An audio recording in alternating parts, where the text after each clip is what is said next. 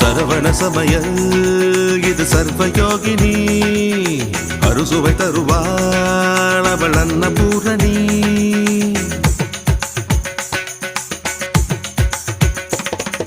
சரவண சமயல் இது சர்வயோகினி அறுசுவை தருவாள் அவள் அன்னபூரணி.